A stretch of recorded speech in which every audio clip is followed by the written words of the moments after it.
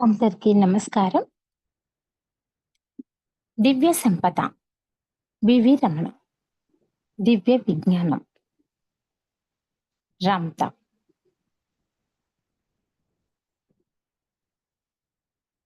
రామ్‌త ఎవరు? ఒక ఆధ్యాత్మిక నాయకుడు మరియు బోధకుడు. జెడ్ నైట్ అని కూడా పిలుస్తారు. ఈయన ఒక ప్రత్యేకమైన ఆలోచన పద్ధతిని మరియు జ్ఞానాన్ని అందించడానికి పేరు పొందాడు. మానవుడు దైవంగా మారిన పరమాత్మ స్వరూపుడు రామ్‌త. నిన్నటి జరిగినటువంటి తరగతిలో అంటే ఏం చదువుకున్నాం ఎంతవరకి అనంటే, నేను దేవుడిని అనే విషయంలో రాజీ పడకండి. అంటే అహం బ్రహ్మాస్మి. సహాయం కొరకు బాహ్య శక్తులు తోడ్పడతాయని ఆశించి ఆర్తనాదాలు చేయకండి.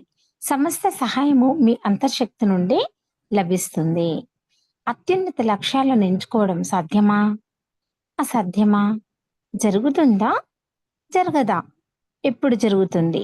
ఎలా జరుగుతుంది? అనేవి మీకు అప్రస్తుతం. అన్నిటినీ మీ అంతర్ప్రపంచం చూసుకుంటుంది. అపరిమితమైన శక్తితో అసాధ్యమంటూ ఏదీ ఉండదు. ఇప్పుడు నువ్వు దైవానివి అనే విషయం అఖండ సత్యం. అఖండ సత్యాలు ఎప్పటికీ శాశ్వతంగా నిలిచిపోతాయి. ఈ భూమి, ఆకాశం నశించిపోయినను నా వాక్యాలు ఎప్పటికీ అంతరించవు అని జీసస్ చెప్పలేదా? అవును. అఖండ సత్యాలు ఎప్పటికీ శాశ్వతమే. మనిషి యొక్క అత్యున్నతమైన లక్ష్యం ఏమిటో మీకు తెలుసునా? అత్యున్నత లక్ష్యం అంటే బుద్ధతత్వాన్ని పొందడం లేదా క్రైస్తతత్వాన్ని పొందడం లేదా నేనే దైవాన్ని అని గుర్తించి దైవంగా సంపూర్ణంగా జీవించడం. జీవితంలో రాజీ పడడం అంటే మీరు దైవంగా సంపూర్ణంగా జీవించలేకపోవడం. డబ్బు డబ్బు అని ఎన్ని జన్మలని దేవులాడతారు చెప్పండి. జీవితంలో డబ్బు అనేది చాలా స్వల్పమైన అంశం మాత్రమే. ఆధ్యాత్మిక జీవితం కోసం డబ్బు అనేది అవరోధం కాదు. జీవితంలో అన్ని సంఘటనలు సృష్టించుకున్నట్లుగానే డబ్బును కూడా సృష్టించుకోవచ్చు. జీవిత సంఘటనలు మరి డబ్బు వేరు వేరు కావు. చిన్న చిన్న లక్ష్యాల కోసం, స్వల్పమైన విషయాల కోసం రాజీ పడకండి. అత్యున్నత లక్ష్యాల కోసం కలలు కనండి. నీవు దేవుడవు. నీ తండ్రి మరి నీవు ఒకటే. దేవుని రాజ్యం నీలోనే ఉంది. దైవ సంపద నీలోనే ఉంది. నీ యోగక్షేమాలను నీటిలోని దైవ సంపద చూసుకుంటుంది. నీ యోగక్షేమాలను నీలోని దైవ సంపద చూసుకుంటుంది. ఇవి అఖండ వాక్యాలు మాత్రమే కాదు. మానవ జాతి వారసత్వం కూడా. ఈ భూమి, ఆకాశం నశించిపోయినను ఈ అఖండ వాక్యాలు అంతరించవు. జీసస్ చెప్పిందిదే. అత్యున్నత లక్ష్యాల కోసం కలలు కనడం ఒక అపురూపమైన మార్గం. ఆ మార్గంలో ఏది జరిగినా, ఏది సంభవించినా ఒక వరమే. ఆ మార్గం నుండి మేధస్సు ఉద్భవిస్తుంది. ఆ మార్గంలో ఏది ఎదురైనా అది మంచికే అవుతుంది. ఆ మార్గంలో అన్నింటినీ మనస్ఫూర్తిగా స్వాగతించండి. సంశయాలు పెట్టుకోకండి. మీ ఇంటెలిజెన్స్ నుండి సరైన సమాధానం దొరకకపోవచ్చు. కానీ మీ అంతర్ప్రపంచం మిమ్మల్ని తప్పుదోవ పట్టించదు. మరి నిష్కళంకమైన మనిషి ఎవరో తెలుసా? అంతర్ప్రపంచంపై సంపూర్ణమైన విశ్వాసం ఉంచి గైడెన్స్ పొందే మనిషిని పరిశుద్ధుడు లేదా నిష్కళంకుడంటారు. నా రామ్‌త, నా బోధనలంతా సార్వభౌమత్వం గురించే ఉంటాయి. నిష్కళంకుడు మాత్రమే సార్వభౌముడు. నిష్కళంకుడు కానీ వాడికి స్వేచ్ఛ ఉండదు. వివేకం ఉండదు. స్వేచ్ఛ లేని వాడు బానిసగా జీవిస్తాడు. అటువంటి వాడికే దుఃఖం సంప్రాప్తిస్తుంది. నువ్వు సార్వభౌముడివా? బానిసవా? అది నీ చాయిస్. అంతే కదా! నువ్వు ఎలా బ్రతకాలనుకుంటున్నావు అనేది మీకే వదిలేస్తున్నా. పరిశుద్ధత లేనివాడు నెమ్మదిగా ఉండలేడు. అతనికి నిర్మలత్వం ఉండదు. పరిశుద్ధత, సార్వభౌమత్వం ఉన్న వ్యక్తి మాత్రమే సత్యంతో జీవిస్తున్నారు. సత్యంతో జీవిస్తున్న వ్యక్తిని ఎవరూ గాయపరచలేరు, అవమానపరచలేరు, మోసం చేయలేరు. సత్యంతో ఉన్న మనిషి రాజీపడి జీవించలేడు. మానవ వికాసం ఎల్లప్పుడూ మున్ముందుకే ఉంటుంది, కానీ తిరోగమనంలో ఉండదు.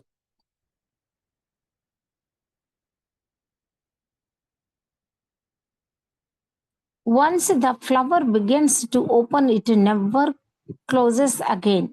It is open for all times. ఒక్కసారి మొక్క పుష్పంగా వికసించిన తర్వాత మళ్ళీ మొక్కగా రూపాంతరం చెందే ప్రశ్నే లేదు. చైతన్య పరిణామ క్రమంలో మరి ఆధ్యాత్మిక పురోగతి పథంలో ఆత్మ శకలం జంతుజాతి జన్మలను దాటి మానవ జన్మలోనికి ప్రవేశించిన తర్వాత తిరిగి మళ్ళీ జంతువుగా జన్మ తీసుకోవడం సంభవించదు. ప్రతి జన్మలోనూ ఆధ్యాత్మిక పాఠాలు నేర్చుకుంటూ ముందుకు పురోగమించడమే ఉంటుంది. భూమి మీద ఆత్మ ఎంచుకోగల లక్ష్యాలలో ధన సంపాదన అనేది చాలా స్వల్పమైన అంశం. అదే జీవిత సర్వస్వం కాదు. కొండలు పెకిలించేటంతటి లక్ష్యాలు ముందర ధన సంపాదన అనేది గడ్డిపోచను ఏరి పారేసే అంతటి స్వల్పమైన అంశం. ధన సంపాదన అనే దానిని బ్రహ్మాండమైన విషయంగా భావించడమో లేదా ధన సంపాదన మాత్రమే జీవిత సర్వస్వంగా భావించడమో అనేది మీ ఆధ్యాత్మిక అజ్ఞానాన్ని తెలియజేస్తుంది.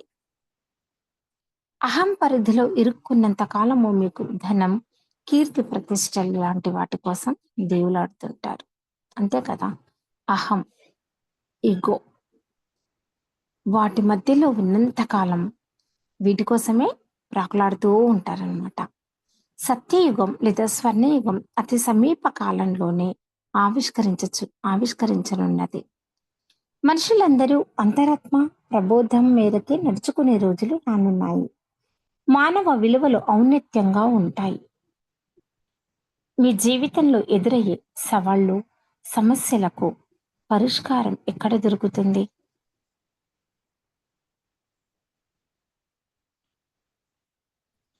Where do you go to ask? To the temple within. Simply ask within the silence of your own thoughts. It is always heard. సమాధానాలను ఎక్కడి నుండి రాబడతారు? మీ దేహంలోని దేవాలయం నుండి. ఆలోచన రహిత స్థితిలోనికి వెళ్ళి మీ అంతర్ప్రపంచం నుండి సమాధానాలను రాబట్టండి. మీరు అడిగేవన్నీ సమాధానపరచబడతాయి.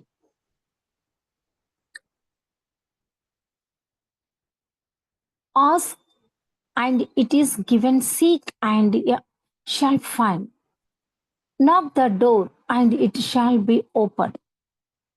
అడగండి, మీకు ఇవ్వబడును. వెతకండి, అది మీకు దొరుకును. తలుపు తట్టండి, ద్వారములు తెరవబడును అని జీసస్ చెప్పిన అఖండ వాక్యాలను త్రికరణ శుద్ధిగా ఆచరించండి. ఎవరిని అడుగుతారు? ఏమని శోధిస్తారు? ఏ తలుపులు తడతారు? మీ జీవితంలో ఏవి కావాలో మీ అంతర్ప్రపంచాన్ని అడగండి. మరింత జ్ఞాన విస్తరణ కోసం మీ అంతర్ప్రపంచంలో వెతకండి. సర్వకాల పరిస్థితుల్లోనూ గైడెన్స్ కోసం మీ అంతర్ప్రపంచపు తలుపులు తట్టండి. అంతే కదా. Address the lord God of your being, it will here you. When you do, it is a Lord, a God, a Master who speaks. మీలోని దైవాన్ని అభ్యర్థించండి. మీ అభ్యర్థనలన్నీ ఆలకించబడతాయి. మీలోని దైవం మీకు సమాధానాలను ఇస్తుంది. మీలోని దైవం మీతో సంభాషిస్తుంది.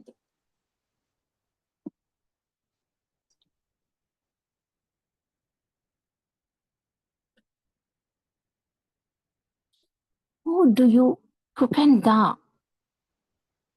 manifestation of your desires? By knowing that your desire, whatever it is already fulfilled. The truth is that all things are already yours. మీ లక్ష్యాలు, సంకల్పాలు అతి త్వరగా వాస్తవ రూపం ఎలా చెందిస్తారు? తెలుసుకోవడం ద్వారా. లక్ష్యాలు ఏవైనా కానీ, ఎంత అత్యున్నతమైనవైనా కానీ, అవి ఇప్పటికే ప్రాథమిక వాస్తవంలో ప్రైమరీ రియాలిటీ ఊహాశక్తి ద్వారా వాస్తవ రూపం చెందినట్లు కలలు కనండి. ఈ విశ్వంలో అన్నీ కూడా మీకోసమే. ఇదే సత్యం. పరమ సత్యం. ధనం ద్వారా మీకు ఏ ఏ భౌతిక జీవితానుభవాలు కావాలో ఊహాశక్తి ద్వారా కలలు కనండి. ఏ లక్ష్యాలనైనా సరే అవి మీ సంకల్ప శక్తి నుండి వెలువడుతున్నవే కదా! మీ లక్ష్యాలన్నిటినీ వాస్తవ రూపం చెందించే శక్తి మీ అంతర్శక్తిలోనే ఇమిడి ఉంది. It is the eternal truth. ఒక బాటసారి మరి ఒక సందేశకుడు. అనగనగా ఒక బాటసారి ఉండేవాడు.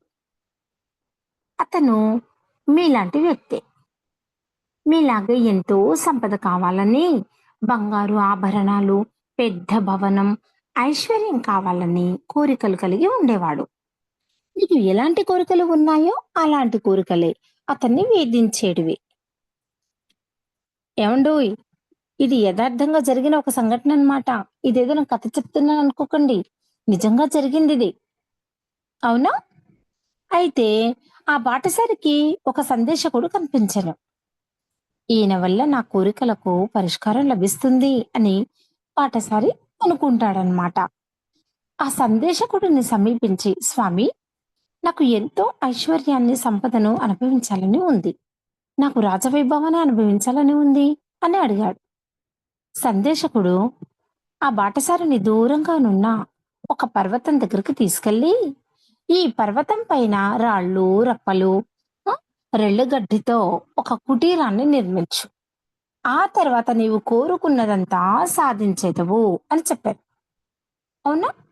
అప్పుడు సందేశకుడు ఒక జ్ఞాని. ఆనాటి ప్రజలు ఆయన దగ్గర సలహాలను తీసుకునేవారు. ఈ బాటసారి కూడా ఎంతో ఉదార స్వభావుడు. ఎంతో పట్టుదల కల మనిషి. బాటసారి అన్నిటికీ సిద్ధం చేసుకొని తన గాడిద మీద పర్వతం పైకి బయలుదేరాడు. మార్గ మధ్యంలో ఒక భిక్షగాడు భిక్షాందేహి భిక్షాందేహి అంటున్నాడు. అతనికి ఒక బంగారు నాణాన్ని భిక్షంగా వేసి పర్వతం పైకి వెళ్ళాడు. పర్వతం పైనున్న రాళ్ళు రప్పలను సేకరించి మట్టిని నీటితో ముద్దగా తడిపి గోడను కట్టాడు. వాతావరణం అతనికి చాలా చక్కగా అనుకూలించింది.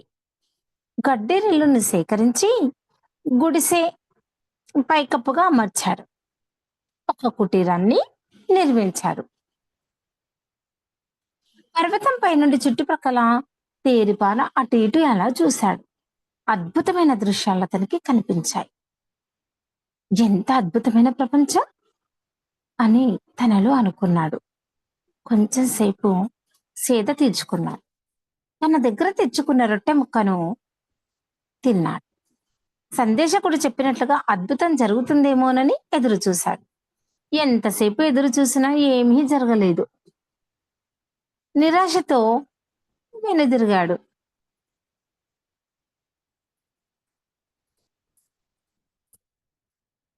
సందేశకుడి దగ్గరికి వచ్చి ఆక్రోశంతో, ఓ సందేశకుడా, నీవు చెప్పిందే చేశాను.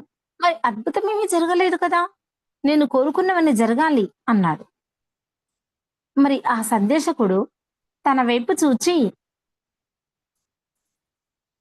మళ్ళీ వెళ్లి ఆ కుటీరాన్ని పడగొట్టి రాళ్ళ రప్పలను, గడ్డిరెళ్ళను యథాతథంగా ఉంచు.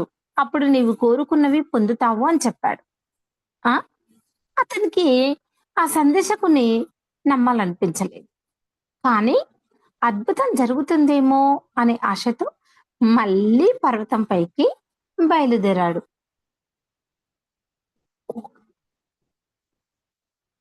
మార్గ మధ్యలో ఉన్న భిక్షగాడికి తన దగ్గర ఉన్న ఒక బంగారు నాణాన్ని భిక్ష వేశాడు.